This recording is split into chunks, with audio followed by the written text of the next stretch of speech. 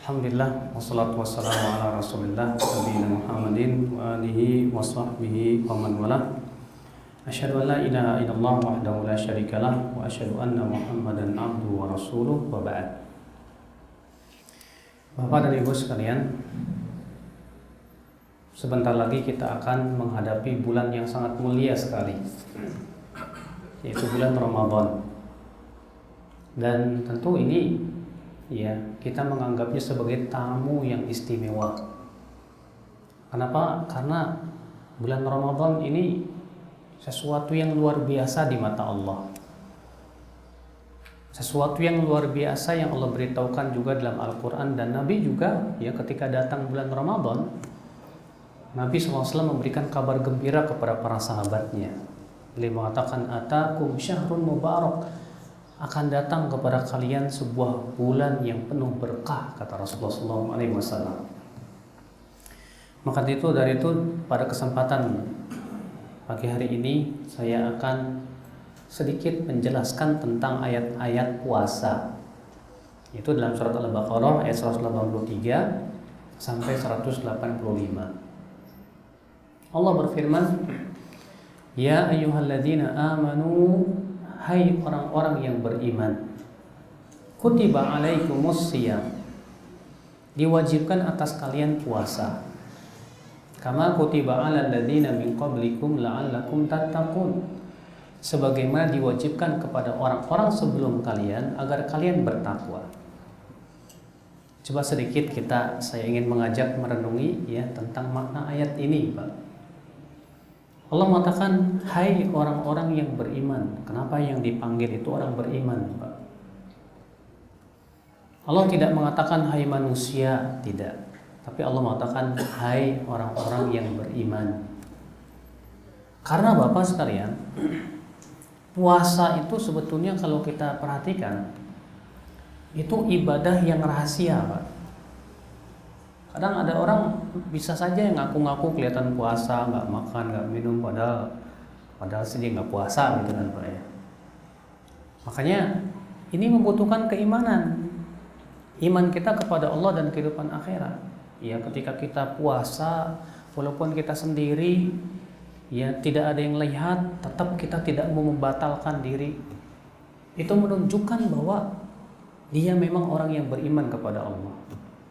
Makanya yang dipanggil ini orang beriman. Hai orang-orang yang beriman.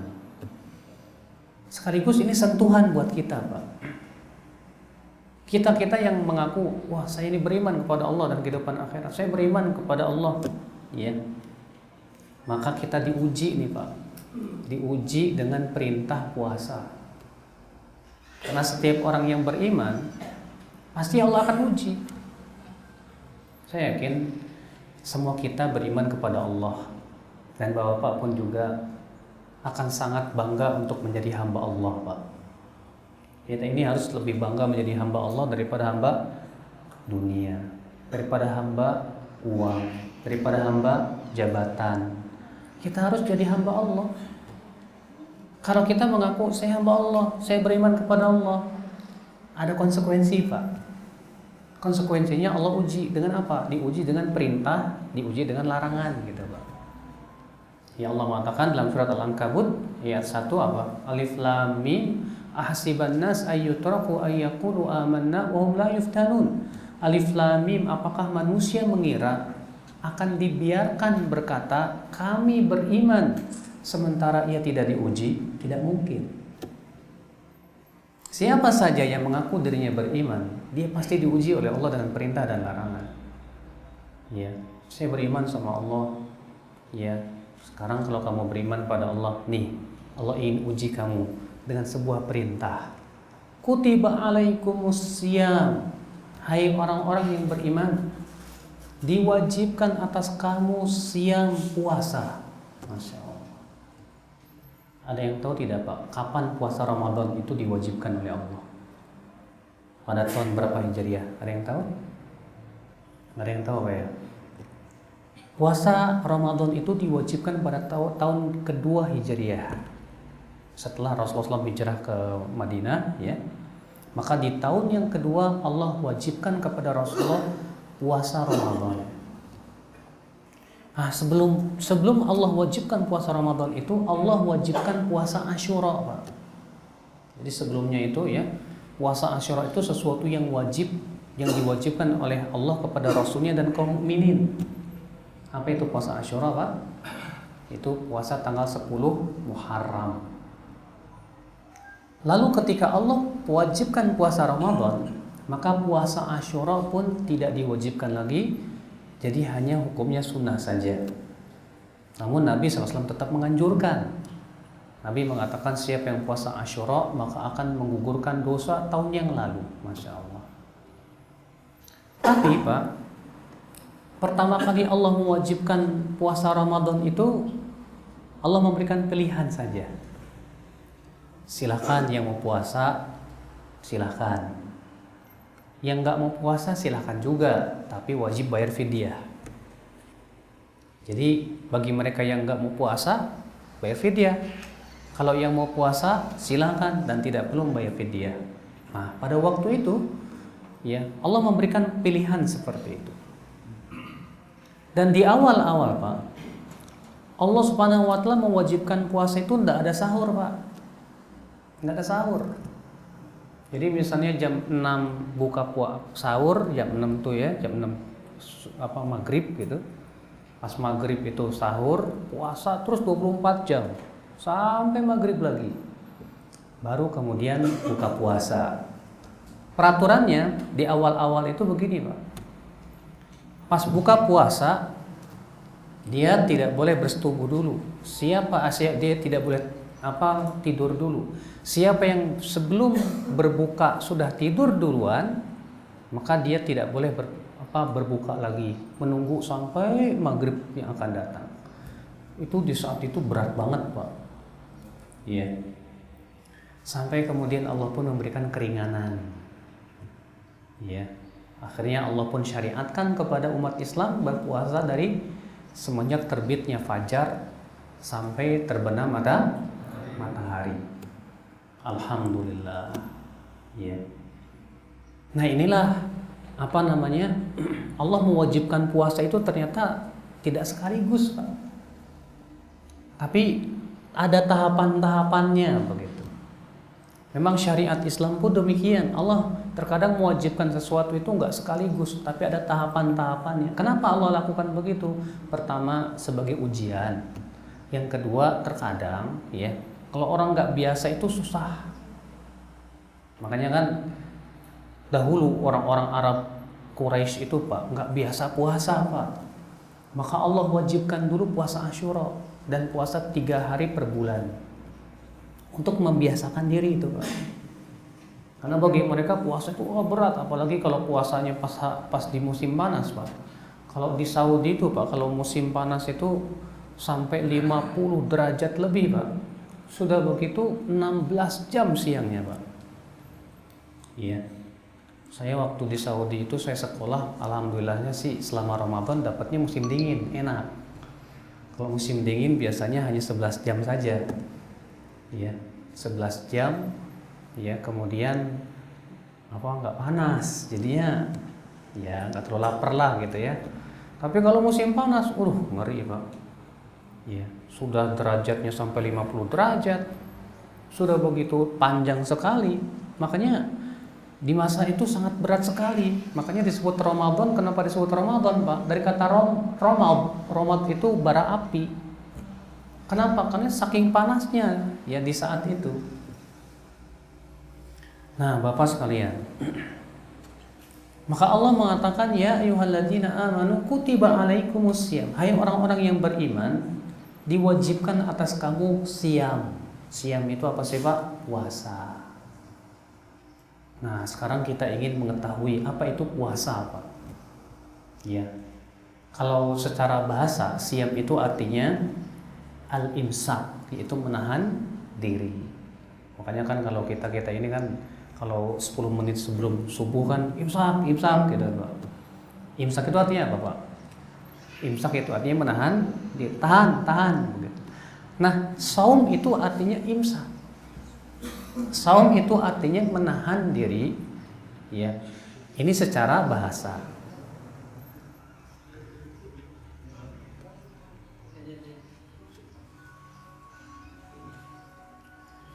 Ya, silakan.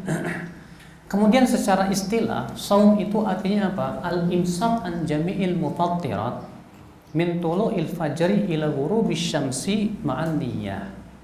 Yaitu menahan diri dari segala sesuatu yang bisa membatalkan puasa dari semenjak terbitnya fajar sampai terbenamnya matahari.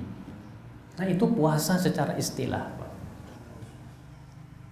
Jadi Pak, ya, dari semenjak kita terbit fajar itu kita disuruh untuk jangan makan, jangan minum, jangan bersetubuh, ya, hati-hati. Terutama bapak atau bapak yang masih muda yang baru nikah gitu kan, hati-hati tuh kalau Ramadan, ya. Jangan sampai jima di siang hari Pak. Kalau sudah jima di siang hari, waduh, ya repot. Bapak harus bayar kafaratnya. Kafaratnya apa? Memberi makan 60 fakir miskin atau berpuasa 2 bulan berturut-turut. Wah, ngeri Pak. Iya. Bapak dan Ibu sekalian, Allah wajibkan berpuasa kepada kita, Pak. Pasti ada hikmah-hikmahnya. Harus kita yakini, Pak. Semua perintah Allah dan semua larangan Allah itu pasti ada hikmahnya, Pak. Gak mungkin tidak ada hikmahnya. Semua perintah pasti baik isinya, Pak. Sholat, zakat, puasa, haji, itu pasti ada manfaatnya. Kenapa sih kita disuruh sholat? Karena manusia itu, Pak, diciptakan oleh Allah. Dan manusia itu butuh ada hubungan dengan penciptanya untuk ketenangan dan kebahagiaan hidupnya. Maka dengan sholat itulah Allah mensyariatkan supaya mereka itu selalu berhubungan dengan Tuhannya. Ya. Puasa demikian. Bapak tahu tidak, Pak? Kata Rasulullah SAW, bejana yang paling buruk dipenuhi itu perut. Kata Rasulullah SAW apa? Ma mala'a adamiyun wi'a'an syarran min batnihi.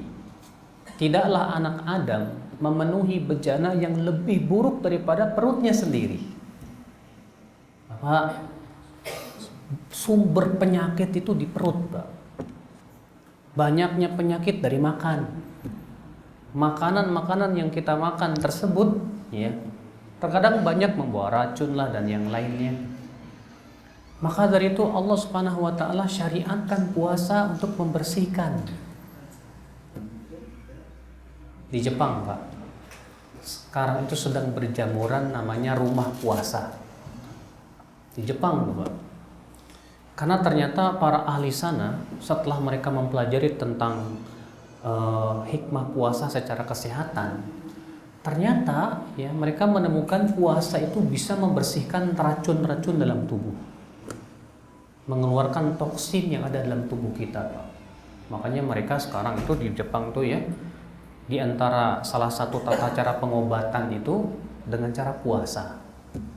Jadi diadakan sebuah rumah puasa namanya. Mereka berpuasa dari semenjak terbit fajar sampai terbenam matahari. Ternyata mereka baru sekarang ini, umat Islam sudah 1400 tahun yang lalu. Manfaatnya untuk kita bagus sekali, Pak. Puasa itu luar biasa sebetulnya. Ya, secara dari sisi kesehatannya, Pak. Apalagi dari sisi ketakwaannya. Orang yang berpuasa itu, ya, syahwatnya berkurang. Orang yang berpuasa itu, insya Allah jauh banget deh dari maksiat deh. Kalau orang yang berpuasa itu, Pak, insya Allah buat mikirin yang enggak kayaknya malas deh gitu kan. Mikirin perempuan apa yang bukanlah mahram atau lawan jenis dan yang lainnya. Kalau lagi puasa itu kayaknya kalau orang berpuasa itu keinginannya selalu ingin ibadah, dekat sama Allah, begitu kan. Makanya inilah kenapa Allah Subhanahu wa taala mensyariatkan puasa kepada kita. Ya, Allah mengatakan ya ayyuhalladzina amanu kutiba alaikumusiyam. Hai orang-orang yang beriman, diwajibkan atas kamu berpuasa sebagaimana diwajibkan kepada orang-orang sebelum kamu. Rupanya Bapak sekalian, sebelum kita Yahudi dan Nasrani itu ya, agama Yahudi dan Kristen juga ada bulan puasa, Pak. Saya ingat tuh ya, waktu saya masih SMP, Pak, saya punya teman orang Kristen Protestan, Pak. Rupanya dia lagi puasa. Dia bilang kami juga ada bulan puasa. Cuma anehnya pas lagi puasa dia minum susu. Kata saya, katanya kamu lagi puasa, kok minum susu? Oh, menurut keyakinan kami puasa itu dari makanan berat. Kalau makanan ringan boleh. Waduh. Itu sih bukan puasa namanya. Iya, ada-ada aja. Bapak sekalian, kutiba alaikumusiyam, diwajibkan atas kamu berpuasa. Dan Bapak sekalian, orang yang berpuasa itu bukan hanya diberikan oleh Allah keuntungan dalam masalah kesehatan badan kita, dunia kita, enggak Pak. Tapi juga diberikan oleh pahala besar Pak. Ya, Nabi SAW bersabda apa? Man shoma ramadhana imanan wahtisaban ghufira lahu ma taqaddama min dzambi. Siapa yang berpuasa Ramadan karena iman dan berharap pahala, maka akan diampuni dosanya yang telah lalu. Masya Allah, alhamdulillah. Iya, siapa sih di antara kita yang nggak mau diampuni dosanya, Pak? Karena kan syarat masuk surga itu kan diampuni dosanya. Kalau dosanya nggak diampuni, artinya dia tidak akan mungkin masuk surga. Iya.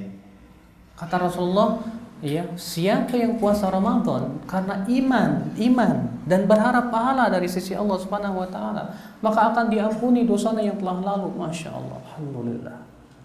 Juga Nabi SAW bersabda, lis-shaimi farhatan yafrahuhuma. Orang yang berpuasa itu diberikan oleh Allah dua kegembiraan. Farhatun inda fitrih. Yang pertama Pak, bergembira ketika berbuka. Bergembira ketika Idul Fitri. Bapak senang nggak Pak kalau lagi mau buka puasa nih Pak? Oh Masya Allah. Kalau lagi puasa ini apalagi depan ada makanan macam-macam ya Pak ya, kolang-kaling ya, ini senang bener gitu kan. Mau Idul Fitri juga Masya Allah senang gitu kan. Wa farhatun inda liqa'i rabbi. Yang kedua kegembiraannya apa? Nanti pas bertemu dengan Allah Subhanahu wa taala. Di saat kita meninggal dunia, disitulah kita akan melihat hasil amalan kita Pak, di dalam kubur kita itu. Iya. Sebutkan juga dalam hadis Nabi SAW bersabda apa? Iya. La khalufu famis shaim atyab indallahi min rihil misk. Bau mulutnya orang yang berpuasa itu ternyata di sisi Allah lebih wangi daripada minyak kasturi. Minyak wangi yang paling wangi. Masya Allah. Luar biasa Pak. Maka dari itulah seorang yang beriman tuh semangat mau puasa. Alhamdulillah. Mudah-mudahan saya dapat pahala besar di sisi Allah Subhanahu wa taala. Allah, saya banyak-banyak dosa ini, dengan puasa mudah-mudahan Allah ampuni dosa-dosa saya. Iya. Ya ayyuhalladzina amanu, hai orang-orang yang beriman. Kutiba alaikumusiyam, diwajibkan atas kalian berpuasa sebagaimana diwajibkan kepada orang-orang sebelum kalian. Agar apa? Nah, di sini Allah menyebutkan targetnya. Apa sih Pak target puasa itu? Kita itu harus punya target Pak dalam kehidupan nih Pak. Pebisnis kalau nggak punya target payah. Ya, seorang pemimpin pejabat nggak punya target di dalam ya kepemimpinannya juga kurang bagus. Kita semua harus punya target Pak. Allah menyebutkan target puasa ternyata apa? La'allakum tattaqun. Apa itu artinya? Agar kalian bertakwa. Ini target puasa kita Pak. Makanya kalau ada Bapak mungkin ada yang bertanya, Ustaz, apa sih tandanya puasa kita itu diterima sama Allah? Apa ada tandanya ya? Ya kalau tanda secara fisik nggak ada sih Pak. Ya nggak ada tanda orang yang diterima puasa wajahnya jadi putih gitu, enggak. Ya. Tandanya yaitu setelah Ramadan dia semakin bertakwa. Setelah Ramadan dia menjadi orang yang takut sama Allah Subhanahu wa taala. Karena ini yang diinginkan dari berpuasa. La'allakum tattaqun, agar kalian bertakwa. Bapak sekalian, takwa kata para ulama, inti dari takwa artinya kekuatan untuk menjalankan perintah-perintah Allah dan menjauhi larangan Allah. Itu takwa. Setelah Ramadan yang tadinya nggak pernah sholat tahajud, alhamdulillah jadi sholat tahajud. Setelah Ramadan yang tadinya masih belang-belang sholat 5 waktunya, alhamdulillah dia jaga sholat 5 waktunya. Setelah Ramadan yang tadinya dia susah mau berinfak, sekarang alhamdulillah jadi dermawan mau berinfak. Itu tanda berarti puasa kita diterima oleh Allah Subhanahu wa taala. Masya Allah.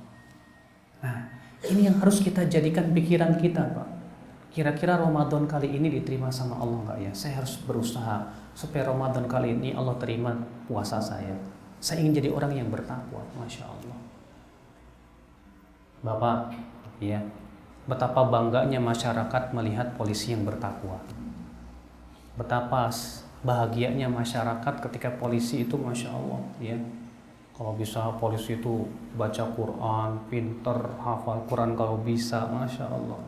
Luar biasa, Pak. Ya. Polisi-polisi yang senantiasa bertakwa kepada Allah, menjaga sholat, ketika waktu sholat betul-betul. Ya, bahkan saya pernah lihat ada seorang polisi itu, ya pas waktu sholat dia lagi bertugas, sholat di jalan, Pak. Allahu Akbar. Di mana lagi? Mungkin karena masjid jauh. Luar biasa. Berarti ini polisi yang bertakwa kepada Allah Subhanahu wa taala. Dan masyarakat itu sangat cinta kepada polisi seperti itu, yang senantiasa bertakwa kepada Allah Subhanahu wa taala. Mudah-mudahan ya setelah Ramadan polisi-polisi ini menjadi polisi-polisi yang bertakwa kepada Allah Subhanahu wa taala. Amin ya rabbal alamin. Ya. Kemudian Allah berfirman setelahnya di ayat yang ke-184.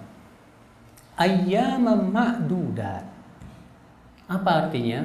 Hari-hari yang terhitung. Kenapa sih Allah mengatakan hari-hari yang terhitung? Kata-kata ma'dudat terhitung itu, Pak, terkesan sedikit gitu ya, Pak. Iya. Sengaja Allah mengesankan kepada kita bahwa bulan Ramadan itu hari-hari yang sedikit kok, nggak lama dibandingkan setahun, cuma sebulan. Iya. Sebab, Pak, kalau kita sudah melihat dulu ibadah itu berat, wah, kita mau melaksanakannya malas pasti, Pak. Tapi kalau kita melihat ibadah itu ringan, nikmat, enak, insya Allah untuk melaksanakannya pun mudah dan enak. Makanya kalau kita ya melakukan suatu pekerjaan saja, kalau kita sudah belum apa-apa udah menganggap berat, wah, untuk menjalankannya ya biasanya juga agak susah gitu. Tapi kalau kita ya menganggap insya Allah saya bisa, saya yakin bisa, ya cuma sebentar kok, itu akan memberikan kekuatan dan motivasi, Pak, untuk kita mau melaksanakannya.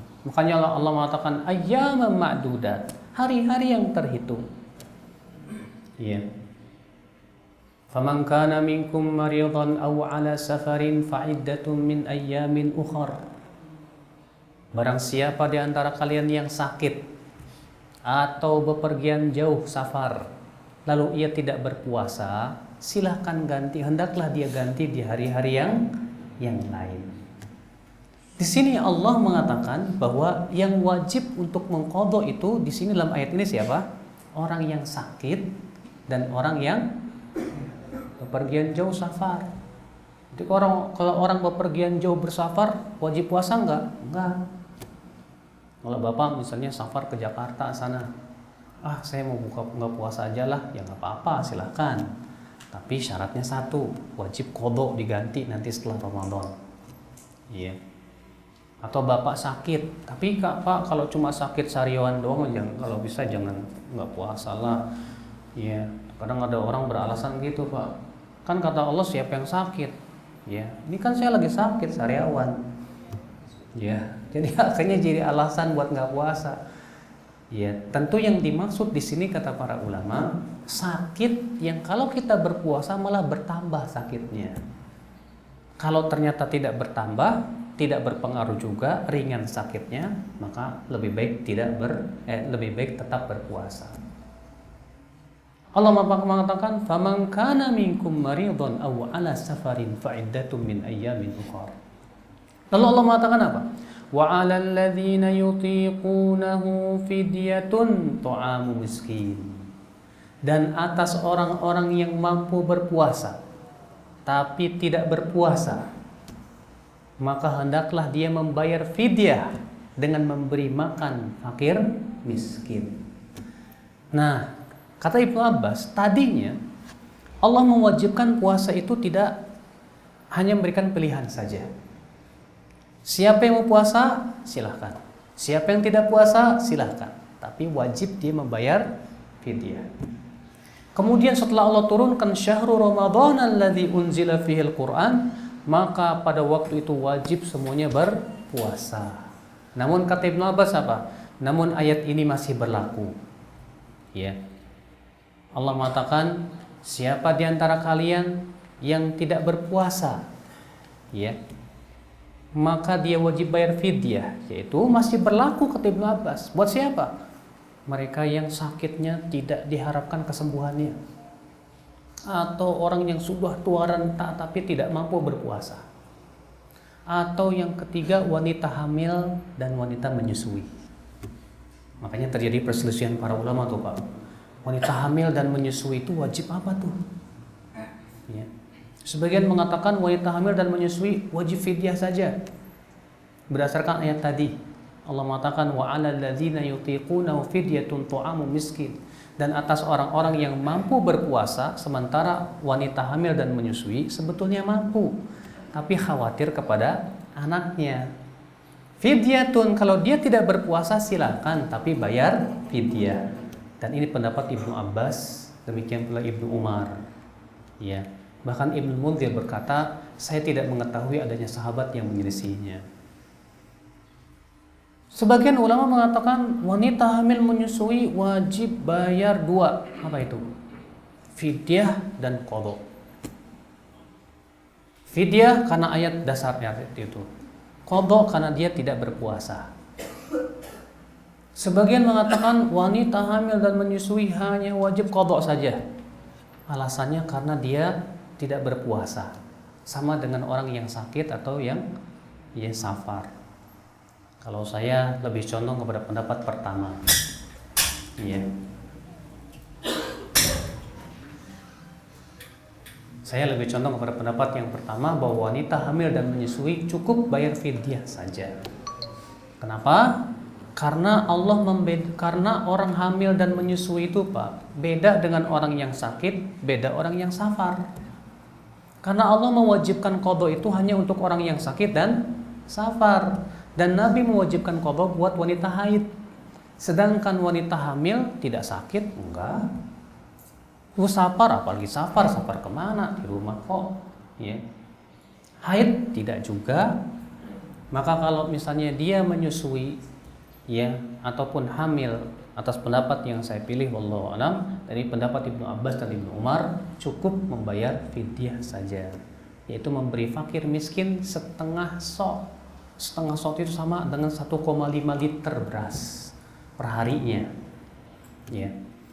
Tapi harus dengan fakir miskin yang berbeda.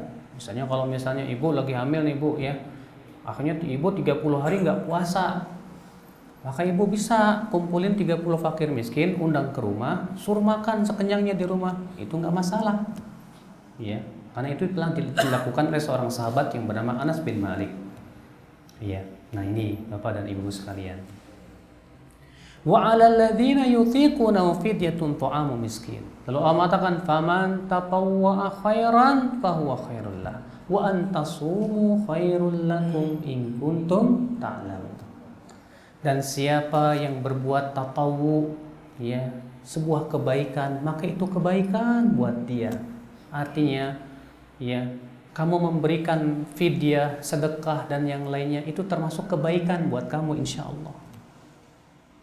Faman tatawwa khairan fahuwa khairul wa an tasumu, dan kamu berpuasa lebih baik buat kamu daripada kamu tidak berpuasa. Karena sudah saya sebutkan tadi Pak, ya, bahwa, ya, ayat ini menunjukkan kaum muslimin pada waktu itu tidak diwajibkan berpuasa Ramadan, tapi diberikan pilihan saja, ya, antara puasa atau tidak. Tapi kemudian setelah Allah turunkan ayat 185, baru kemudian Allah wajibkan Pak. Baik, sekarang kita akan masuk ke ayat 185. Allah mengatakan Syahru Ramadan. Syahru Ramadan. Coba perhatikan Pak. Syahru itu dalam bahasa ini bahasa Arab Pak. Bahasa Indonesia artinya bulan. Tahu Pak, kenapa bulan itu dalam bahasa Arab disebut dengan syahr? Ya. Syahr itu dari kata ishtihar, masyhur. Sehingga sebagian ulama berpendapat dikatakan masuk bulan Ramadan kalau masyhur di kalangan kaum muslimin. Kalau tidak masyhur, nggak boleh. Maka kalau misalnya ada yang melihat hilal di Cakung, tapi di tempat lain nggak kelihatan, ya. Lalu kemudian yang di Cakung dia bilang, saya sudah lihat hilal, tapi pemimpin tidak menerima. Pemimpin memutuskan tetap yang lebih banyak, maka tetap ikut pemimpin. Ya, kata para ulama. Kenapa? Karena dari kata syahr itu. Karena syahr itu artinya masyhur. Yang artinya bahwa yang namanya bulan itu harus masyhur. Makanya kata Syekhul Islam, ya, kesalahan kita adalah menganggap masuknya bulan itu hanya terlihat hilal. Bukan hanya itu. Karena hilal itu sendiri dari kata istihlal, artinya tampak dengan jelas untuk semua orang. Maka kalau yang melihat beberapa orang saja tanpa yang lain, belum disebut bulan. Maka dari itulah Pak, terjadi perselisihan para ulama. Kalau ada orang yang melihat hilal, setelah dilaporkan kepada qadhi, kepada mahkamah, kepada hakim, ternyata hakim menolak. Apakah dia boleh puasa sendirian atau dia wajib mengikuti keputusan pemimpin? Menjadi 3 pendapat. Pendapat yang saya pilih, yang ini yang dirojihkan oleh banyak para ahli tahqiq dari para ulama, ya, bahwa dia tidak boleh puasa sendirian. Dia wajib berpuasa bersama pemimpin. Dalilnya hadis riwayat Tirmidzi, bahwa Nabi SAW sabda, as-saumu yauma tasumun wal fitru yauma tuftirun wal adha yauma tudahhun. Puasa itu pada hari kalian semua berpuasa, beridul fitri pada hari kalian semua beridul fitri, dan beridul adha pada hari kalian semua beridul adha. Kemudian Imam Tirmidzi menafsirkan hadis ini, apa kata beliau? Wa fassara ba'du ahli ilm hadzal hadis anna ma'nahu as-shaum wal fitr ma'al jama'ah wa 'idhamin nas. Sebagian ulama menafsirkan hadis ini bahwa makna hadis ini bahwa berpuasa dan berbuka itu harus dengan al-jamaah, yaitu pemimpin, dan kebanyakan manusia, nggak boleh sendiri-sendiri. Dan inilah yang dirojikan oleh banyak para ulama, Pak. Ini dia Abul Hasan As-Sindi dalam kitab Hasyi Ibnu Majah. Beliau mengatakan, wadh-dhahir, yang tampak dari hadis ini, anna hadzal amr yufawwad ila imam wal jamaah, laisa fi dakhlun ya litafarrud. Kata beliau apa? Yang tampak dari hadis ini, bahwa yang berhak untuk menentukan kapan Ramadan, kapan Idul Fitri, bukan individu, bukan organisasi, tapi yang menentukan adalah pemimpin. Dan memang betul itu yang dilakukan di zaman Rasul, di zaman sahabat, tabi'in. Yang berhak mengumumkan dan menentukan itu pemimpin. Gak boleh organisasi, gak boleh individu, Pak. Makanya dalam riwayat Abu Daud, ya, Ibnu Umar berkata, ya, tara'an nasul hilal, orang-orang berusaha melihat hilal. Fara'aitul hilal, dan aku berhasil melihat hilal. Ya, ketika Ibnu Umar melihat hilal, apakah Ibnu Umar langsung ngumumin? Tidak. Ibnu Umar lapor dulu ke Rasulullah sebagai pemimpin. Baru kemudian Rasulullah yang mengumumkan. Kita di Indonesia enggak. Hanya karena udah ngelihat langsung ngumumin. Enggak boleh, Pak, itu memecah belah namanya, Pak. Iya, adabnya kalau sudah melihat laporkan dulu.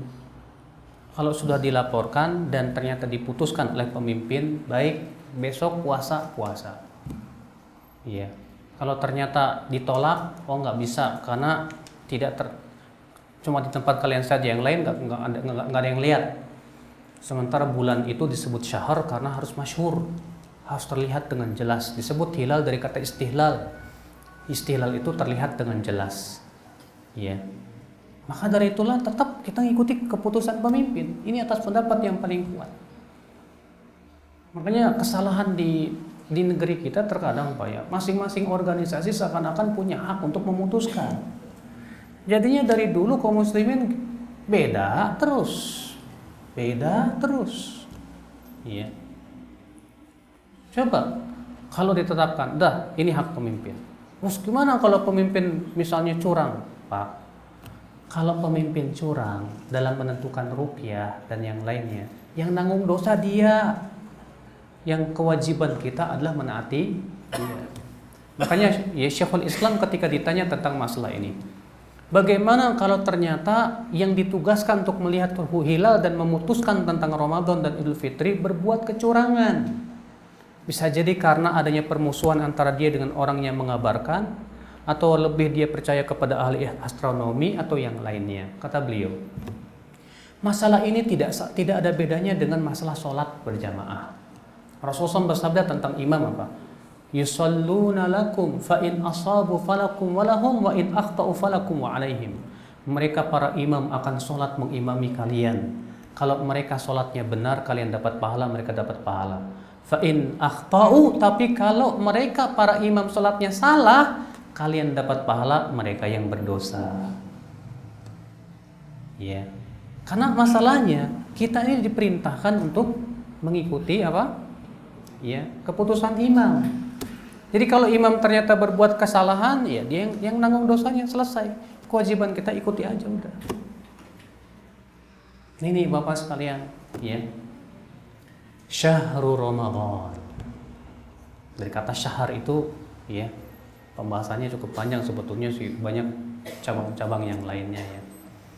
Syahrul Ramadan. Bulan Ramadan. Allah mengatakan Syahrul Ramadan alladzi unzila fihil Qur'an. Bulan Ramadan yang diturunkan padanya Al-Qur'an. Al-Qur'an tuh Pak ternyata diturunkan oleh Allah pertama kali di bulan Ramadan, Pak. Ya Allah mengatakan inna anzalnahu fi lailatul qadar. Sesungguhnya kami telah menurunkan Al-Qur'an di malam Lailatul Qadar. Ibnu Abbas ketika menafsirkan ayat ini kata beliau apa? Allah turunkan Al-Quran sekaligus 30 juz dan disimpan di sebuah rumah di langit dunia. Rumah itu disebut dengan Baitul Izzah. Kemudian Allah memerintahkan malaikat Jibril untuk menurunkan ayat per ayat sesuai dengan dibutuhkan kepada Rasulullah SAW selama 23 tahun lamanya. Lalu kemudian di akhir-akhir hayat beliau, malaikat Jibril sering bertemu dengan Rasulullah di malam bulan Ramadan. Untuk apa Pak? Untuk merapikan lagi Al-Quran. Makanya Al-Quran yang ada sekarang ini 30 juz Pak, sama dengan yang ada di Baitul Izzah yang Allah telah turunkan. 30 juz. Enggak tambah, enggak kurang. Ya. Kenapa Allah mengingatkan dalam Al-Quran ini Pak? Bulan Ramadan yang diturunkan pada Al-Quran. Apa hikmahnya? Kata para ulama, hikmahnya di bulan Ramadan itu sangat dianjurkan banyak-banyak baca Quran, Pak. Ya kalau boleh saya usulkan kepada Pak Arif, ya kalau bulan Ramadan tuh anggota-anggota harus ada waktu untuk baca Quran gitu, Pak. Atau belajar tajwid, belajar tahsin, ya, tadarus supaya membetulkan dan membenahi bacaan Quran. Penting sekali, ya. Sehingga pada waktu itu di bulan Ramadan kita betul-betul ya kalau bisa sih khatam lah Pak. Jangan sampai selama itu kita nggak pernah khatam Quran gitu. Kita terus usahakan deh. Imam Syafi'i kalau bulan Ramadan setiap hari khatam, setiap hari, ya. Walaupun sebetulnya sih yang bagus 3 hari sekali, ya. Karena pernah disebutkan dalam hadis ya, dari Muslim, bahwa ada seorang sahabat namanya Abdullah bin Amr bin Al-As. Ini sahabat malamnya nggak tidur khusus untuk sholat, siangnya puasa dan baca Quran dan khatam setiap hari. Rupanya terdengar ke telinga Rasulullah SAW. Rasulullah SAW bertanya, ya, sampai kepada saya bahwa kamu melakukan ini. Betul ya Rasulullah. Kata Rasulullah, khatamkan Quran tiap 40 hari saja. Kata Abdullah bin Amr, saya mampu lebih dari itu ya Rasulullah. Kalau begitu khatamkan setiap 15 hari sekali. Kata dia, saya mampu lebih dari itu ya Rasulullah. Kalau begitu khatamkan setiap 7 hari sekali. Kata dia, saya mampu lebih dari itu ya Rasulullah. Kata Rasulullah, kalau gitu hatamkan setiap 3 hari sekali. Kata sahabat ini, saya mampu lebih dari itu ya Rasulullah. Kata Rasulullah, tidak ada kebaikan orang yang menghatam Quran lebih cepat dari 3 hari. Akhirnya Abdullah bin Amr pun menghatam setiap 3 hari, Pak. Jadi kalau 3 hari, 1 harinya berapa juz? 10 juz. Ya, kalau kita merepot, Pak, banyak tugas, banyak kerja, yang lainnya, gak mungkin. Ya setidaknya lah, ya kita bisa khatam lah nanti nih Ramadan nih, ya baca Quran khatam 1 hari 1 juz saja, Pak. Ya. Allah mengatakan begitu, Pak. Makanya sangat dianjurkan sekali. Imam Malik, Pak, sampai-sampai kalau di bulan Ramadan itu majelis hadisnya libur, diliburkan oleh Imam Malik. Hanya untuk beliau di bulan Ramadan itu fokus kepada baca Quran. Maka kita penting sekali, Pak, ya di bulan Ramadan ini jadikan bulan Al-Quran. Kalau Bapak lagi tugas, bawa dia, Pak, mushaf kecil aja di sini. Ya. Kalau Bapak lagi selesai tugasnya atau daripada nggak ada manfaatnya, baca Quran. Masya Allah. Iya. Kalau ngelihat orang kayak gitu tuh gimana, Pak, ya? Ada polisi pas lagi selesai tugas, ya, sambil nyantai dia baca Quran, masya Allah, ya, pasti luar biasa, Pak. Ya. Al-Quran menjadi penghias hidup kita. Bapak tahu tidak, Pak? Nabi sallallahu alaihi wasallam minta kepada Allah dengan sebuah permintaan yang bagus sekali. Apa kata Nabi? Anta ja'alal Qur'ana rabi'a qalbi, ya Allah, jadikan Al-Quran rabi', air penyejuk hatiku, wa nur sadri, cahaya di dadaku, wa jala'a huzni, penghibur kesedihanku, wa dhahaba hammi, penghilang kegalauanku. Tuh, lihat, Pak. Kita kalau sedih kira-kira ngapain, Pak? Dangdutan. Ya, gak ada manfaatnya, Pak. Ya. Kalau sedih baca Quran, Pak. Kalau galau Bapak ngapain, Pak? Ke diskotik. Jangan, Pak. Baca Quran. Ya. Rasulullah minta supaya dijadikan Al-Quran sebagai apa? Pelipur, penghibur kesedihan. Di saat kita sedih baca Quran. Ketika kita galau baca Quran. Ketika kita gelisah baca Quran. Insya Allah, Pak, kalau kita lakukan seperti itu, Allah cukupi hidup kita. Allah berikan kepada kita berbagai macam ketenangan, ketentraman, kebahagiaan. Iya. Makanya Allah mengatakan ala bi dzikrillahi tatmainnul qulub. Ketahuilah dengan zikir kepada Allah hati menjadi tenang. Kenapa sih Ustadz saya nggak tenang terus, hati gelisah terus kayaknya gimana ya? Iya, karena Bapak masalahnya kita terkadang jarang zikir, Pak. Jarang ingat sama Allah. Ya. Nah, Pak sekalian, ya. Maka dari itulah Allah mengatakan syahrul Ramadan alladzi unzila fihi al-Qur'an. Bulan Ramadan yang diturunkan padanya Al-Qur'an. Hudan linnas, sebagai hidayah untuk manusia. Sudahkah kita jadikan Al-Qur'an sebagai hidayah buat kita, Pak? Atau kita masih mencari hidayah selain Al-Qur'an? Cukuplah, Pak, Al-Qur'an sebagai hidayah untuk hati kita, Pak. Cukuplah Al-Quran sebagai bimbingan untuk hidup kita, Pak. Cukupkan Al-Quran sebagai kehidupan kita, ya, sebagai pelipur harap kita. Makanya Allah mengatakan awalam yakfim anna anzalna alaihim kitaban. Apa tidak cukup buat mereka? Kami turunkan kepada mereka Al-Quran. Nggak cukup. Sehingga kita harus mencari yang lainnya. Rasulullah pernah melihat Umar bin Khattab bawa Injil, Taurat. Apa kata Rasulullah? Afa amutahawwikuna anta ibn al-Khattab. Kamu apa sudah ngaco Ibnu Khattab? Ini Al-Quran ada kok, kamu ngapain bawa Taurat? Ya. Apa enggak bisa kita pelajari Al-Quran sehingga harus mempelajari Taurat, kata Rasul. Nah, Bapak sekalian, karena memang subhanallah, Pak, orang yang mempelajari Al-Quran, keajaiban Al-Quran enggak bakal ada habis-habisnya, Pak. Orang yang mempelajari Al-Quran, ya, maka keindahan Al-Quran tak akan ada habis-habisnya, Pak. Luar biasa. Sampai detik ini saja orang barat tercengang habis terhadap Al-Quran. Bayangkan di zaman dahulu, di zaman Nabi SAW telah mengabarkan hal-hal yang baru diketahui di zaman sekarang, Pak. Iya, Masya Allah. Syahrul Ramadan alladzi unzila fihi al-Quran hudal linnas wa bayyinatin minal huda wal furqan. Dan sebagai penjelas ya dari huda dan furqan dan pembeda. Bapak, Ibu, Al-Quran itu pembeda, Pak. Maksudnya pembeda dari apa, Pak? Pembeda antara kebenaran dan kebatilan. Karena Al-Quran itu membedakan mana yang benar, mana yang salah. Karena yang benar dan yang salah nggak boleh disatuin, Pak. Yang benar harus dibenarkan, yang salah harus disalahkan. Jangan kemudian yang benar malah disalahkan atau yang salah dibenarin. Ya. Maka Al-Quran datang untuk membedakan mana yang hak, mana yang batil, mana yang salah, mana yang benar, mana yang menuju surga, mana yang menuju neraka.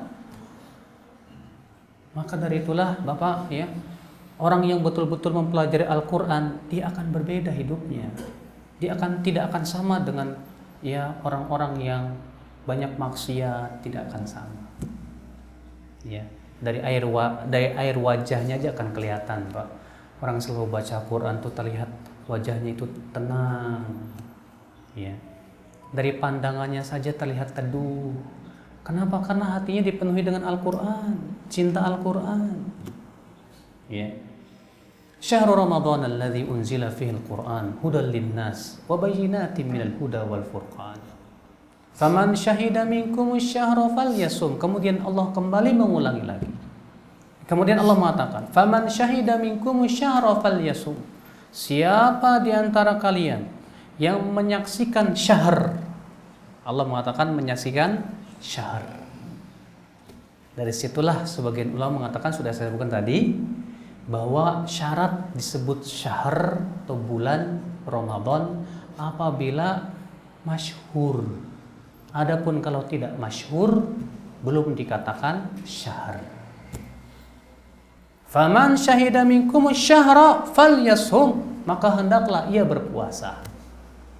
Wa man kana minkum maridan aw ala safarin fa'iddatun min ayyamin ukhar. Barang siapa yang sakit atau bersafar, maka ia tidak berpuasa, hendaklah ia mengganti dengan hari-hari yang lainnya. Ustaz, saya belum sempat nih untuk mengqadha di tahun yang lalu.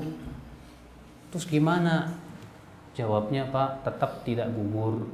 Kadang nih ibu-ibu nih, atau kadang suka begitu, Bu. Waktu ibu muda dulu ya, pas lagi haid nggak puasa, lupa nggak dikodok-kodok. Udah berapa tahun coba, Bu? Iya. Karena ada ibu-ibu datang ke saya begitu. Ustaz, saya waktu muda dulu saya nggak pernah kodok, Ustaz. Iya. Apa saya wajib kodok sekarang? Wajib. Waduh, udah berapa tahun? Udah 30 tahun. Iya. Berarti setiap haidnya berapa hari? 6 hari. 6 kali 30 berapa? 6 kali 30 berapa? 180 hari. Waduh, ya udah tetap wajib qadha. Enggak gugur. Apa harus setiap hari? Enggak harus. Pokoknya harus diqadha itu 180 hari itu. Iya. Kalau Bapak juga punya, dulu saya punya qadhaan, saya belum qadha Ustaz sampai sekarang. Wajib qadha, Pak, sebelum meninggal dunia. Iya. Kalau di dunia mah enak, Pak, Bapak nggak qadha juga nggak ada yang nanya. Tapi di kuburan, aduh ngeri, Pak. Ya. Yang nanya malaikat, ya pengadab zabaniyah gimana? Ya. Faman syahida minkum syahra falyasum. Faman kana maridan aw ala safarin fa'iddatun min ayyamin ukhra. Lalu Allah mengatakan apa? Yuridullahu bikumul yusr wala yuridu bikumul usr. Allah menginginkan untuk kalian kemudahan dan Allah tidak menginginkan kesulitan buat kalian. Tuh, Pak. Ya. Jadi agama kita ini mudah. Puasa mudah loh, Pak. Dibandingkan dengan puasanya ahli kitab. Kita itu cuma puasa dari semenjak terbit fajar sampai terbenam matahari. Cuma 12 jam nggak bakalan mati, Pak. Setelah itu, setelah maghrib sampai subuh, silahkan Bapak makan. Ringan kok, ringan. Puasa, saya mau tanya sama Bapak nih. Bapak kalau sholat duhur aja Pak, berapa menit Bapak sholat Pak? Hah? 10 menit? Masya Allah, 10 menit kayaknya udah kayak lama gitu ya. Sholat duhur Bapak 10 menit, setiap sholat Bapak 10 menit? Hebat. Kalau 10 kali 5 berapa Pak? 50 menit. Ternyata Allah hanya minta 50 menit kok. 50 itu juga dibagi jadi 5 di waktu-waktu yang mudah. Mudah tidak Pak? Mudah. Tapi kenapa banyak kaum muslimin yang buat sholat aja susah banget gitu loh Pak. Cuma minta nih 10 menit, nggak sampai mungkin 5 menit. 5 menit aja berdiri di hadapan Allah, sujud sama Allah. Ini berat banget ya Allah ya Rabbi. Disuruh sujud sama penciptanya yang sudah memberikan nikmat sama dia itu aja kayak ogah-ogahan gitu Pak. Jangan begitu Pak. Ya. Kita ini harus menjadi hamba Allah yang sejati Pak. Ya. 5 menit, 10 menit itu pun Pak menggugurkan dosa-dosa di antara sholat lagi. Untung banget. Kata Nabi SAW, as-salawatul khams kafaratun lima bainahun. Sholat 5 waktu itu menggugurkan dosa-dosa di antara keduanya. Nanti dari zuhur sampai dari zuhur sampai asar kita berbuat dosa, pas asar gugurin. Dari asar sampai maghrib gugurin lagi sama Allah. Disebutkan dalam hadis, idza qama 'abdun yusalli wudi'at jami'u khotoyah yafawqa ra'sih. Apabila seorang hamba sedang sholat, maka Allah letakkan seluruh dosanya di atas kepalanya. Ketika ia ruku dan sujud, berjatuhan itu dosa-dosanya. Masya Allah, alhamdulillah. Makanya Bapak ya upayakan Pak, 5 waktu ini Pak, jaga. Sebab kata Rasulullah, ya Allah Ta'ala berfirman, man hafadha 'alaiha, siapa yang menjaga salat 5 waktu, kana li ahdun an udkhilahul jannah, aku punya janji kepada dia untuk masukkan ke surga. Tapi siapa yang tidak menjaganya dan menyia-nyiakan serta meremehkannya, aku tidak punya janji untuk masukkan dia ke surga. Dan kelak pada hari kiamat kumpul bersama Fir'aun, Qarun dan Haman. Aduh, Masya Allah. Gara-gara kita tidak memperhatikan sholat, kumpulnya di hari kiamat sama Fir'aun Pak. Ya. Jangan sampai begitu. Jaga sholat kita. Ya. Luar biasa. Walaupun Bapak dengan kesibukan mengatur lalu lintas, tapi Bapak tetap perhatikan masalah sholat. Ya. Ini modal kita untuk kehidupan kita, untuk akhirat Pak. Cuma 10 menit kok, nggak lama. Nggak lama. Bapak aja kok bisa nonton sinetron sampai 1 jam, kuat. Bapak kalau lagi apel, upacara berapa menit Pak berdiri Pak? Berapa menit Pak? 1 jam. Bapak kuat. Masa cuma berdiri di hadapan Allah, sholat nggak kuat 10 menit Pak? Ya kebangetan banget lah Pak. Ya. Bapak kalau olahraga jogging berapa kilo Pak? Hah? 10 kilo, 20 kilo? Kuat. Masa pergi ke masjid 20 meter nggak kuat Pak? Kan kebangetan loh Pak. Iya. 10 menit itu sudah luar biasa pahalanya di sisi Allah Subhanahu wa taala. Maka sungguh-sungguh Pak, ya jaga, karena ini modal kita untuk kehidupan setelah mati Pak. Siapa sih di antara Bapak yang mengaku, Ustadz saya tidak akan mati Ustadz, saya akan hidup selamanya? Gak mungkin Pak. Ya, dan ingat Pak, ajal tuh nggak melihat umur loh Pak. Ya, ajal nggak melihat umur. Mungkin entah besok lusa, mungkin entah setahun lagi, kita nggak tahu. Saya punya paman lagi baca koran Pak pagi-pagi, baca koran, plus hilang, meninggal. Lagi baca koran, nah, lagi nonton sinetron aja. Atau terus meninggal. Akhirnya kan kita nggak tahu ajal kita sampai mana. Kita terkadang tertipu. Gampang saya tobat nanti udah tua.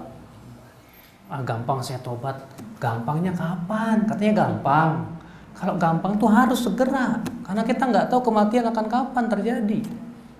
Ya, kita semua akan meninggal dunia. Di hari akhirat nggak ada lagi jabatan, nggak ada. Di hari akhirat di hadapan Allah setinggi-tingginya jabatan, bintang 4 kayak bintang kejora kayak, di hadapan Allah sama Pak. Ya. Malaikat mungkar nakir tuh nggak bakal ngebedain. Kamu jenderal ya? Oh nggak ditanya deh. Nggak bisa. Presiden semua ditanya, siapa Robmu, siapa nabimu, apa agamamu. Coba teh sekarang kita pikirin nih Pak tentang nasib untuk hidup kita yang menuju kehidupan dan kematian Pak, supaya kita mau bersungguh-sungguh beriman kepada Allah. Kita ini hamba Allah loh Pak. Bapak-bapak ini bukan hambanya bos atau apa namanya komandan bapak, bukan. Ya. Bapak bukan hambanya manusia, Pak. Bapak diciptakan oleh Allah untuk menghambakan diri kepada siapa? Allah, pencipta kita. Yang ngasih rezeki kita siapa? Allah. Yang ngasih kita oksigen, berbagai macam keperluan air dan yang lainnya, Allah. Makanya terima kasih kita kepada Allah. Kita berusaha untuk bersungguh-sungguh ya menyembah Allah Subhanahu wa taala. Tetap kepada komandan kita wajib untuk hormat karena itu diperintahkan oleh Allah. Ya. Tapi kepada Allah kita harus segala-galanya. Karena kalau bukan karena Allah yang memberikan nikmat kepada kita, kita tidak akan bisa, Pak. Ada saya punya teman gak bisa kentut, Pak. 3 bulan gak bisa kentut, ya Allah. Keluar duit jutaan hanya karena gara-gara kentut. Iya. Nikmat itu. Maka dari itulah, Pak, ya, dengan adanya bulan Ramadan ini, mari kita song-song dengan penuh kegembiraan. Ya, sadari bahwa kita hamba Allah, kita diuji oleh Allah dengan adanya puasa Ramadan. Ini ujian buat kita. Kemudian Allah berfirman, yuridullahu bikumul yusra wala yuridu bikumul usra. Kemudian Allah katakan, walitukmilul iddah walitukabbirullah, dan hendaklah kalian menyempurnakan bilangan Ramadan. Kemudian apa? Walitukabbirullaha ala ma hadakum, dan agar kalian bertakbir memuji mengagungkan Allah. Ayat ini menjadi perselisihan ulama, Pak. Apa perselisihannya? Kapan dimulai takbiran? Ya. Sebagian ulama dari mazhab Imam Syafi'i mengatakan bahwa takbiran dimulai dari semenjak masuk maghrib hari raya. Berdasarkan ayat ini, Allah mengatakan hendaklah kamu menyempurnakan bilangan dan hendaklah kamu bertakbir. Sementara di malam Idul Fitri sudah selesai bilangan Ramadan. Dan Allah mengatakan hendaklah kamu menyempurnakan bilangan. Berarti kata Imam Syafi'i disyariatkan takbiran dimulai dari malam. Sementara sebagian ulama berpendapat takbir itu dimulai dari semenjak kita keluar rumah sampai ke tempat sholat. Berdasarkan hadis bahwa Rasulullah dan beberapa sahabatnya, diantaranya Zubair bin Awam dan beberapa sahabat yang lain, beliau memulai takbir ketika keluar dari rumah sampai ke Namun hadis ini diperselisihkan apakah ini sahih atau dhaif. Saya lebih condong kepada pendhaifan hadis ini. Ya, kenapa? Karena jalannya mutharib, terjadi kegoncangan di dalamnya. Walaupun sebagian ulama mensahihkan, tapi ulama lain mendhaifkan karena adanya ittirab. Juga karena ada perawi yang bernama Ibnu Abi Dhi'ib yang meriwayatkan dari Yahya bin Ma'in, dari Az-Zuhri, ya, yang dinyatakan oleh Ibnu Ma'in bahwa itu periwayatan yang lemah. Sehingga saya tidak berhujah dengan hadis tersebut. Ya. Keyakinan saya adalah siapa yang mau takbir di waktu malam silakan. Siapa yang mau takbir ketika keluar dari rumah silahkan, karena tidak ada dalil yang sahih dari Nabi Shallallahu Alaihi Wasallam. Walaupun Imam Syafi'i lebih kuat menguatkan pendapat malam hari, alhamdulillah, Bapak mau amalkan silahkan. Dan itu yang dibela oleh Syekhul Islam Taimiyah rahimahullah. Beliau lebih mengatakan bahwa yang rajih, yang kuat, yang zahir, bahwa takbiran dimulai dari semenjak malam hari berdasarkan ayat tersebut. Wallahu a'lam. Ini perselisihan para ulama. Masalah perselisihan kita harus dewasa, Pak. Ya, banyak di antara kita itu dalam masalah perselisihan ulama nggak dewasa, Pak. Jadi memaksakan pendapat, kamu harus ikut pendapat saya. Jangan. Selama masing-masing punya kuat dalilnya, hujahnya, sahih hadisnya, ya, maka silakan amalkan sesuai yang ia pandang kuat di sisinya. Walitukabbirullaha ala ma hadakum wa la'allakum tashkurun. Dan agar kamu membesarkan Allah atas hidayah yang Allah berikan kepada kamu berupa bulan Ramadan ini, dan agar kamu bersyukur. Alhamdulillah. Selesai sudah kita menafsirkan secara ringkas ya 3 ayat tersebut. Ayat 183, 184, 185. Baik, mungkin Bapak atau Ibu ada yang mau nanya gitu seputar Ramadan, silakan Pak. Silakan. Masih ada waktu sekitar 20 menit ya untuk kita tanya jawab. 1. Siapa lagi? Ada. 2, Ibu di belakang. 2 dulu ya. Ayo, silakan. Assalamualaikum warahmatullahi wabarakatuh. Waalaikumsalam warahmatullahi wabarakatuh. Mohon izin bertanya Pak. Silakan Pak. Sehubungan dengan foto masalah ini Pak. Jadi mungkin saya pribadi dulu mungkin waktu masih bujang dulu belum ada yang mengingatkan masalah Kalau puasa, iya. Jadi ada yang bolong-bolong mungkin sekarang sudah lupa. Oh, iya. Bulan istri, mungkin ada yang mengingatkan kamu bulan ini mungkin sekian yang tahap. Kan dulu saat yang belum ada yang mengingatkan dulu, sekarang yang sudah lupa itu bagaimana lagi cara mengkodonya? Iya. Jadi mohon. Bapak dulu bolongnya itu sengaja ditinggalin apa enggak Pak?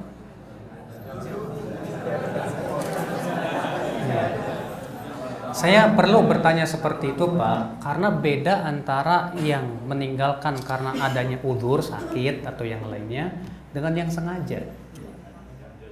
Terjadi perselisihan para ulama. Setelah semua ulama sepakat bahwa orang yang tidak puasa karena adanya uzur berupa sakit atau safar wajib qadha. Yang jadi perselisihan adalah kalau dia meninggalkan puasa secara sengaja, bukan karena adanya uzur berupa sakit atau safar, apakah dia wajib qadha atau tidak? Sebagian ulama berpendapat wajib qadha.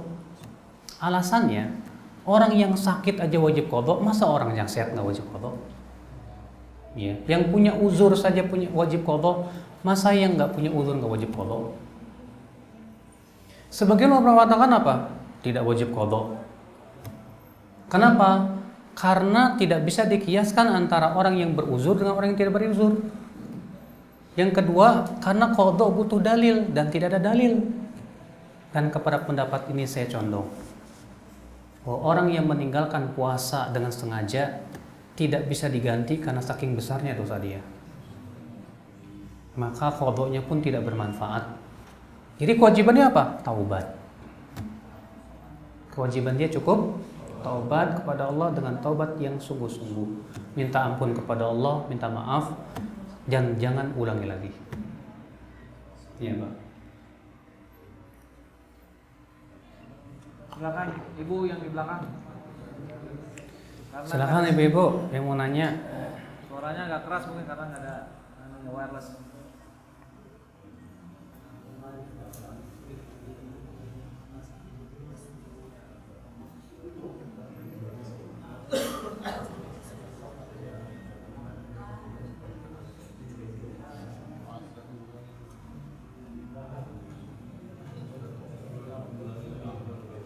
Nggak ada nih. Silakan. Ya, silakan. Silakan, Pak.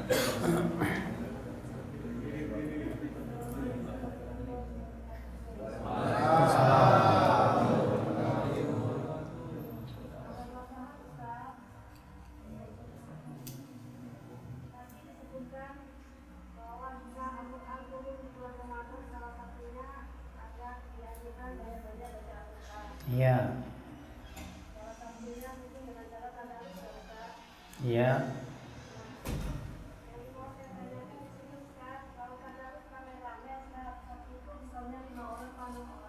Ya.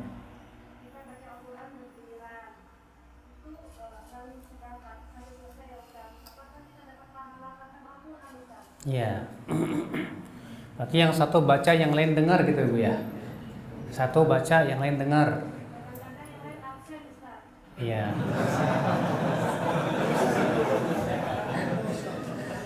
Pertama Ibu, yang paling bagus itu membaca satu juz kita sendirian. Itu lebih bagus dan itu lebih sesuai dengan yang dilakukan oleh para sahabat Nabi dan para ulama. Makanya Imam Syafi'i sudah saya sebutin tadi, beliau mengkhatam Quran setiap hari. Ya. Para ulama juga begitu, mereka mengkhatam Quran, masya Allah banyak-banyak gitu. Cuman karena kita malas, bagi-bagi yuk satu juz, ya 5 orang, karena sebetulnya akibat karena kemalasan kita gitu. Iya. Sebetulnya kalau kita demikian boleh saja, tidak masalah. Yang satu baca, yang lain dengar, nggak apa-apa. Ya kenapa? Karena memperdengarkan bacaan Al-Quran, memperdengarkan bacaan Al-Quran, dan yang satu dengar, yang satu ini dilakukan oleh Nabi. Nabi mengatakan kepada Mas'ud, ya, Iqra' alayya Al-Quran, bacakan Al-Quran kepada saya. Kata Ibnu Mas'ud, ya Rasulullah, a'aqra' alika unzil? Ya Rasulullah, apakah aku hendak membacakan Al-Quran sementara kepada engkau diturunkan Al-Quran? Kata Rasulullah, inni uhibbu an asma'u min ghairi, aku suka untuk mendengar dari orang lain. Maka Ibnu Mas'ud pun membaca surat An-Nisa sementara Nabi mendengar. Ya. Maka hal seperti ini, ya silakan, tapi yang paling bagus ibu bapak baca satu juz sendiri. Karena itu lebih sesuai yang dilakukan oleh para sahabat, para ulama, imam yang 4, begitu mereka melakukan. Ya, kalau bisa memperbanyak baca Quran gitu. Nah itu Pak, Bu. Iya.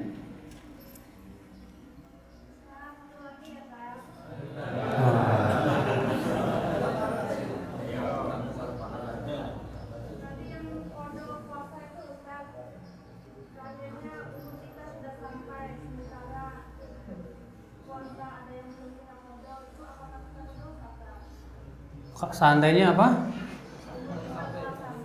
Telah sampai, sementara ada puasa yang belum terqadha. Ya.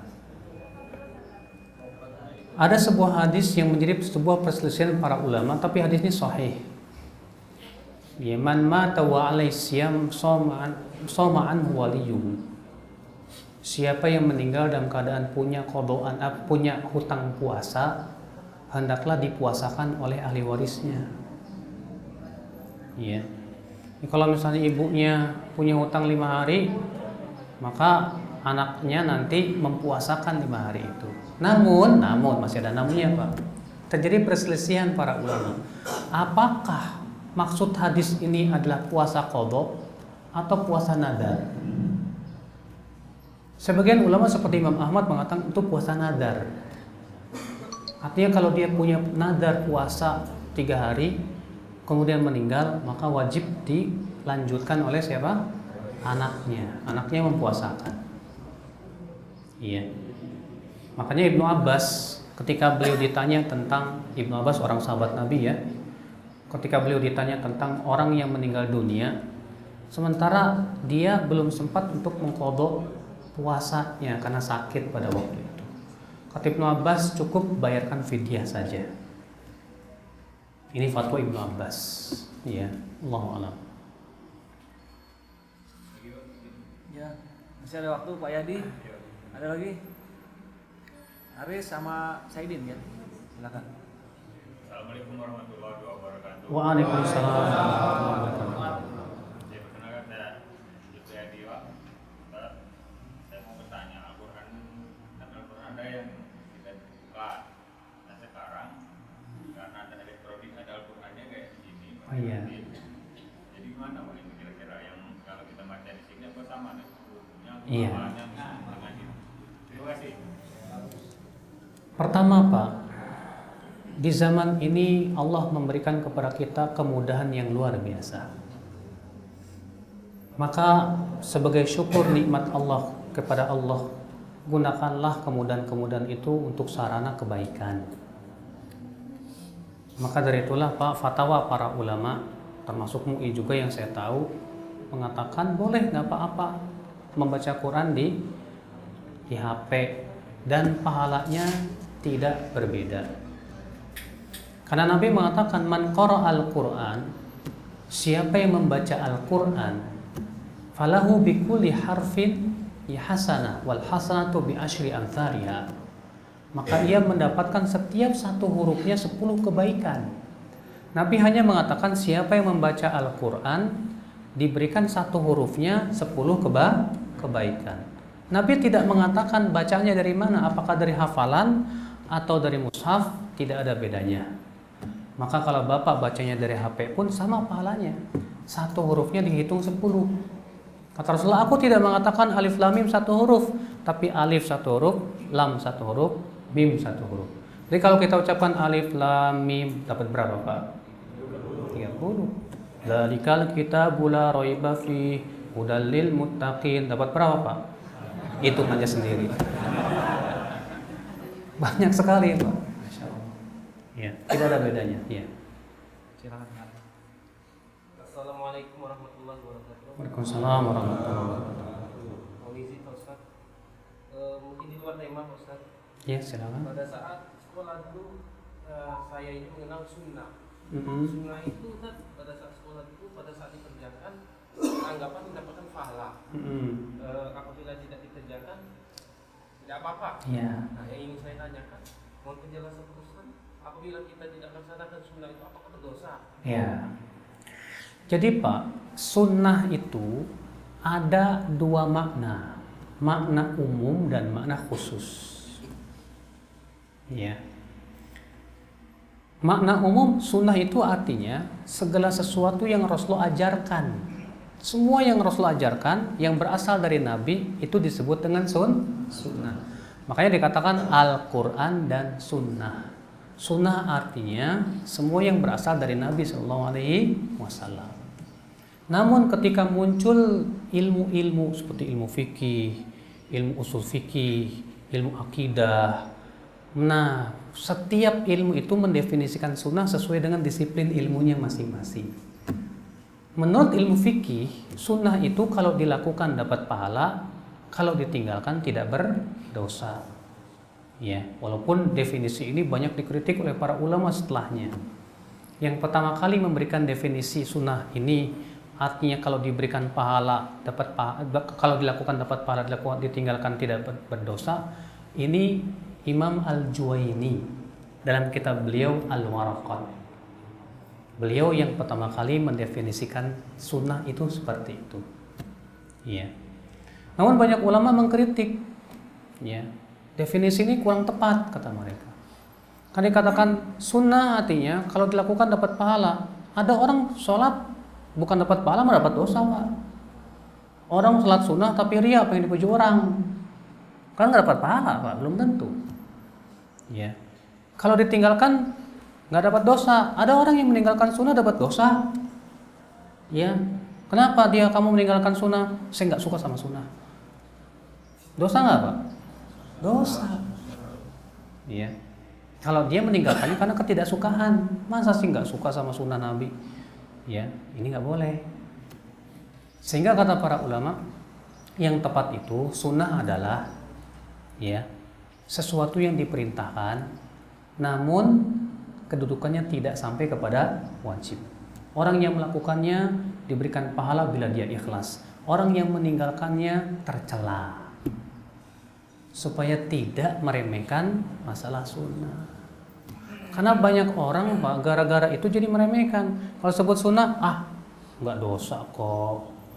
Kalau sebutin makruh, nggak dosa kalau saya lakukan. Jadi akhirnya apa? Yang makruh dilakukan, yang sunnah tinggalin.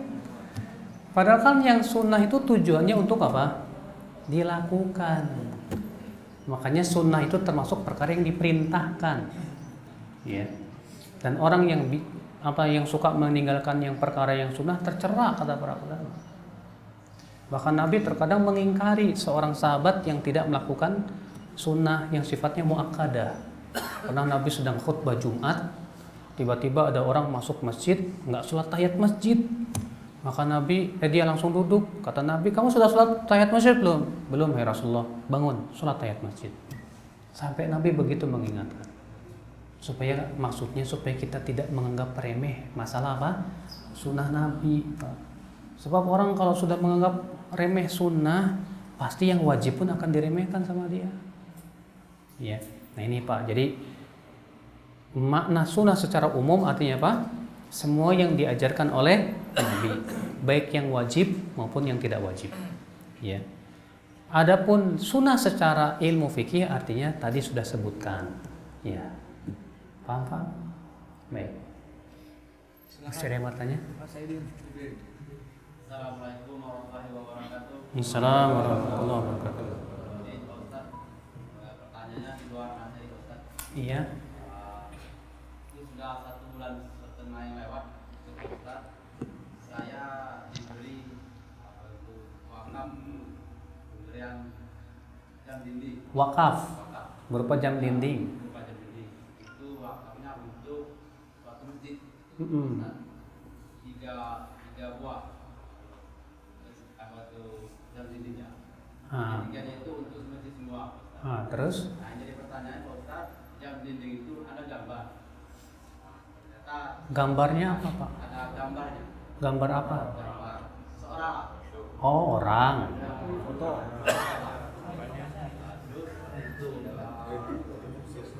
Saya minta pendapat juga dengan Iya Pak. tapi ada yang bilang tidak boleh. Itu masjid itu ada gambarnya. Iya Ada Pak. juga yang bilang boleh, tapi jangan diletakkan di depan, diletakkan di belakang. Iya. Pertanyaan bagus Pak. Ada memang Bapak ya. Kalau rumah ibadah itu kalau bisa jangan dimasukkan gambar-gambar. Kalau rumah ibadah, karena Nabi mengatakan setan akan lari, malaikat akan keluar dari tempat yang di situ ada gambar dan anjing. Sementara kan rumah ibadah itu kan untuk ibadah. Malaikat pun ya diharapkan bisa datang di situ. Makanya orang yang masuk masjid kata Rasulullah SAW akan didoakan malaikat di dalam masjid itu supaya Allah ampuni dosanya. Makanya Pak, solusinya begini, ada gambarnya, tapi matanya ditutup aja Pak, atau gimana gitu. Soalnya ini rumah ibadah masalahnya Pak, jangan sampai kok rumah ibadah, tempat ibadah di situ ada gambar-gambar yang enggak gitu kan. Akhirnya malaikat nggak mau masuk rumah ibadah kita. Ya, nggak bagus. Jadi Bapak ya lebih, kalau menurut saya solusinya begitu. Tapi kalau misalnya Bapak, kalau saya tutupin nanti malah mudarat, gimana ya? Udah Bapak gini aja deh. Ini kan masalahnya amanah. Bapak serahkan aja lah ke pengurus masjid. Pak, ini saya ada amanah wakaf buat masjid. Ini ada jam. Pengurus masjidnya beliau. Iya Pak, memang di rumah ibadah itu sangat tidak dianjurkan ada gambar-gambar, karena itu rumah ibadah seseorang itu yang beribadah kepada Allah Subhanahu Wa Taala. Iya. Jadi jam dinding itu Pak Ustaz masih di rumah.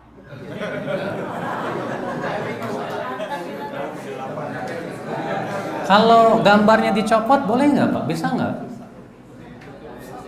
Ya?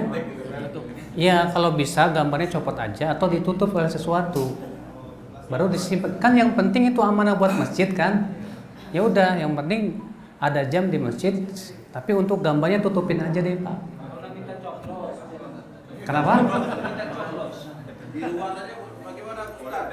Politik. Itu Ustaz, kalau di luar kita taruhkan gambarnya gimana? Dia tidak masuk, tapi di luar.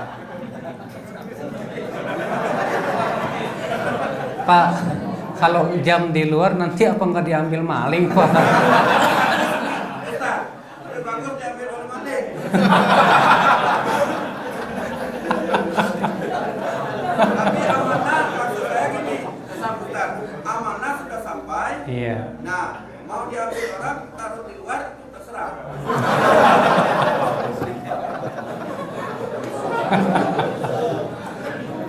Pak, saya khawatirnya itu malah menyia-nyiakan amanah gitu.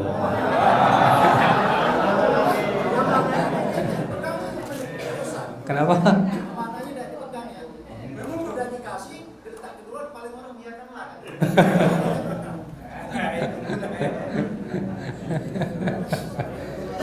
Iya. Iya, Pak. Ya mungkin yang terakhir nih kita jamnya mepet ya. Tadi udah ibu-ibu terus, bapak-bapak terus, saya kasih kesempatan ibu-ibu. Kalau masih ada waktu, misalnya pertanyaannya singkat satu, nah, Pak Chandra, ya ibu-ibu silakan satu. Silakan. Ibu-ibu dulu. Assalamualaikum warahmatullahi wabarakatuh. Terlepas dari tema puasa kita pada hari ini tentang masalah kajian ke majelis taklim Ustaz. Iya. Apakah kalau kita ikut kajian dengan datang langsung ke majelis taklim, dengan kita mendengarkan kegiatan rutin secara online, itu pahalanya sama atau tidak Ustaz? Baik. Ibu, datang ke majelis taklim itu lebih besar pahalanya. Karena langkah kaki kita saja sudah dihitung sama Allah. Apalagi kalau majelis taklim itu di masjid. Dalam hadis dari Tabrani, Nabi bersabda, "Man ghada ilal masjid aw raha la yuridu illa an yata'allama khairan aw yu'allima khairan, raja'a bi ajril hajj taman hajjatuhu."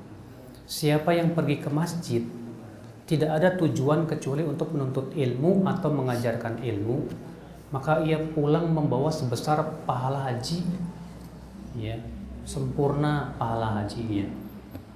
Jadi kalau ibu pergi ke masjid, di sana ada majelis taklim, besar sekali pahalanya, Bu. Jadi jangan sia-siakan. Tetap di online pun kita ikuti. Tapi kalau di sana ada majelis taklim di masjid, datanglah Bapak Ibu, ya.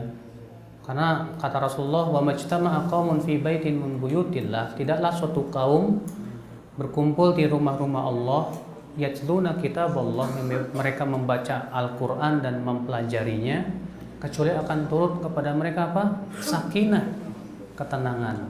Akan dilingkupi oleh rahmat Allah. Ya. Dan akan dikelilingi oleh para malaikat, kata Rasulullah. Dan Allah akan membangga-banggakan mereka di hadapan malaikat. Jadi majelis ta'lim itu majelis yang sangat istimewa. Sampai-sampai Ibnu Mas'ud menamai majelis ta'lim itu taman surga. Ya, kata Ibnu Mas'ud, "Idza marartum bi riyadil jannah farta'u." Kalau kalian melewati taman-taman surga, singgahlah.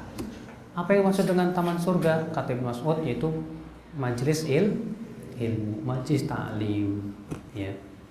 Jadi Ibu jangan hanya sebatas pergi ke taman safari, Bu, taman surga. Iya. Silakan Pak Chandra. Iya. Saya tertarik dengan cerita masalah gambar atau foto tadi. Iya. Rumah kita. Iya. Itu banyak sekali rekan-rekan kita. Itu masa foto-foto keluarga. Ruang tamu, juga sampai kamar-kamar. Ini gimana hukumnya Pak Ustaz? Iya. Sebetulnya sama saja Pak, mengusir malaikat. Iya. Mengusir malaikat karena mereka kata innal malaikata la tadkhulu baitan fihi kalbun wala surah. Malaikat itu tidak mau masuk ke rumah yang ada padanya anjing dan gambar-gambar bernyawa. Kita ini terkadang lebih senang mengusir malaikat ngundang setan gitu kan. Pantesan Ustadz rumah saya keangker. Iya jelas, malaikatnya diusir. Ya, jadinya gimana? Ya, makanya Pak, kalau bisa itu foto-fotonya disimpan aja di album lah, masukin, simpan di sorok, gitu. Ya, supaya malaikat bisa memenuhi rumah, masuk ke rumah kita bawa rahmat Pak, masya Allah, bawa keberkahan. Iya. Silakan Ibu. Terakhir ya, terakhir.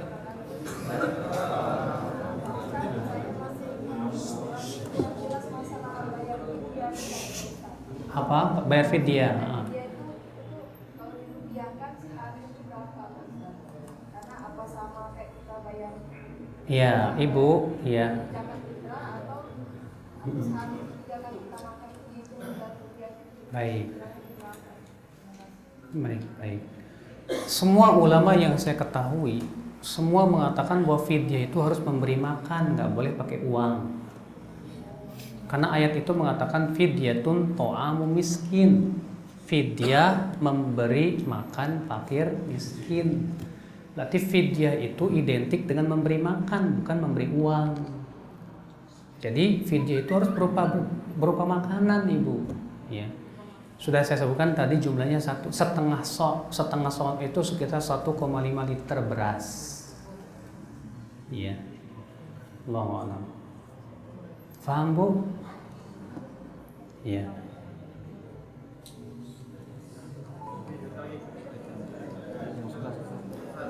Kita soalnya mau Jumatan nih, Pak. Terserah, Pak, ini aja deh. Stop aja. Masih banyak yang lain. Emang Jumatan jam berapa di sini, Pak? Jam 12. Jam 12. Iya, sejam lagi. Sejam lagi. Gimana Pak Arif? Satu aja. Satu aja lah Pak Ali. Satu. Kasihan. Assalamualaikum.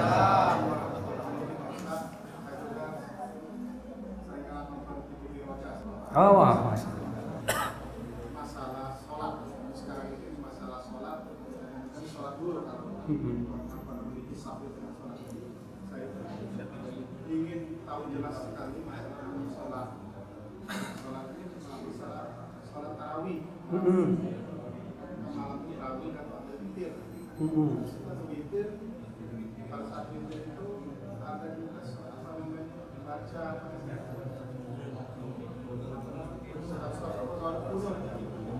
Kunut witir.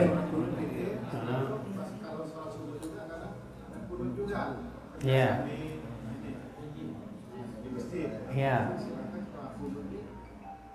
Ada tertentu yang bisa kita bacakan sholat kunut, ada musibah ini. Iya. Saya dengar juga sholat kunut itu tidak hanya dibaca witir atau subuh, itu setiap waktu itu bisa juga kita baca sholat kunut. Iya. Di sini kebimbangan di mana ini bisa pada saat zuhur ada terjadi musibah itu kita sholat yang apa namanya? Iya, baik Pak.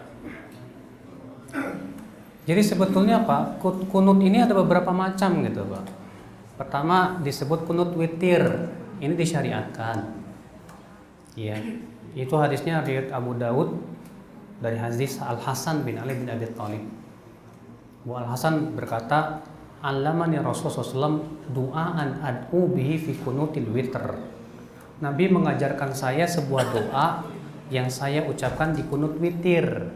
Allahumma hdini fiman hadait, wa afini fiman afait, wa tawallani fiman tawallait, wa barik li fima a'tait, wa qini syarra ma qadait, fa innaka taqdi wa la yuqda 'alaik, innahu la yadhillu man walait wa la ya'izzu man adait, tabarakta rabbana wa ta'ala.